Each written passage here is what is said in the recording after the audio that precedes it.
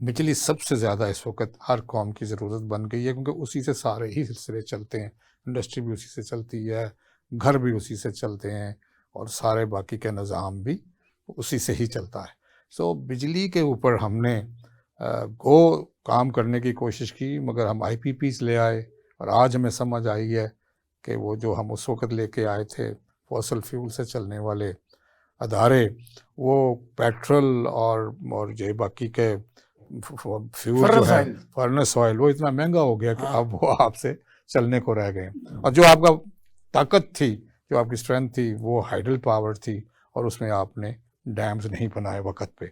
और उसमें सबसे अहम डैम जो था वो कालाबाग डैम था, जो आपने सियासत की नज़र कर दिया, और फिर उसके ऊपर किसी ने तवज्जो नहीं दी, और फिर ये कहते रहे कि कंसेंसस से बनेंगे। इस मुल्क में आज तक कोई चीज़ तो कंसेंसस से हुई नहीं है।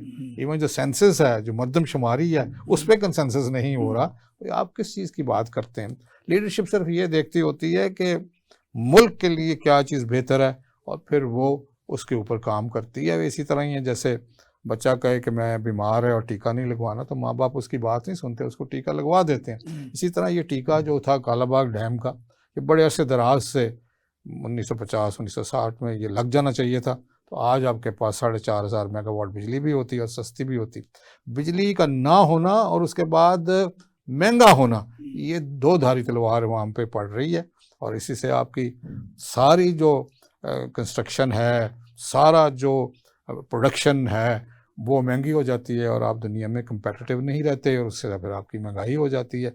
सो बिजली और पानी, ये दो ऐसे मसाइल हैं कि हमने आज तक हल नहीं किए। बारिश हो जाती है तो हमारे यहाँ पानी खड़ा हो जाता है। वाटर का हमने हार्वेस्टिंग का कोई ऐसा अभी तक निज़ाम नहीं बनाया। हत्ता कि हम सारे अक्लमंद हैं, समझते हैं, जानते हैं। ये नहीं कहना चाहिए कि जी किसी को पता नहीं। शायद हुकूमतों के वाले लोग जो बैठे हैं ऊपर, उनको हमसे भी ज़्यादा पता है, मगर खाली पता होना is not enough, knowledge is not enough, action चाहिए। सो वो अंग्रेज़ी में कहते हैं कि well done is better than well said. तो वेल डन हम अभी नहीं कर रहे, और उसके लिए हमें बड़ी तवज्जो देनी पड़ेगी। और उसके साथ साथ मेरे ज़हन के मुताबिक जो बहुत एक अहम बात है वो सफाई है। जब तक हम अपने मुल्क में सफाई का निज़ाम प्रॉपर नहीं करते, और सफाई सिर्फ ये नहीं कि सड़कें साफ़ हैं और घर साफ़ हैं, गली साफ़ है, ये अंदर की सफाई भी है कि जब तक आप एक बेहतर इंसान के तौर पर पेश नहीं होंगे, ना बेहतर लीडरशिप आएगी, ना ही बेहतर पॉलिसीज़ आएंगी। अभी भी अब लोग बड़ा कह रहे हैं कि जी इलेक्शन करवाएं, इलेक्शन करवाएं, इलेक्शन ही हमारे मुल्क का हल है। तो कई इलेक्शन आए और कई इलेक्शन इस मुल्क में गए, और अब ये जो इलेक्शन आएंगे, ये IMF रिलेटेड इलेक्शंस हैं। इसमें कुछ लोग मुझे कह रहे हैं कि जी नई हुकूमत आएगी। वो नई हुकूमत कहाँ से आनी है? यही लोग हैं, इसमें नयापन कहाँ से है? मुझे तो अभी तक समझ नहीं आ रही कि नई हुकूमत कैसे आएगी। यही दो चार पार्टियां जो ऊपर घूम रही हैं, ये ना किसी और को आने देते हैं, और ख़ुद जो हैं ये इस वक्त, मैं तो यही समझता हूँ कि इनकी अब एज ख़त्म हो गई है, और नए लोगों को, नई पौध को जो इस वक्त बढ़ रही है, जिस वक्त 40-50 साल की है, उनको मौका दें, और नई पार्टियां आएँ, नए लोग आएँ। आपके इल्म में होगा कि पाकिस्तान की इलेक्शन कमीशन में 168 पार्टीज़ हैं जो रजिस्टर्ड हैं इस वक्त उनकी वेबसाइट पे।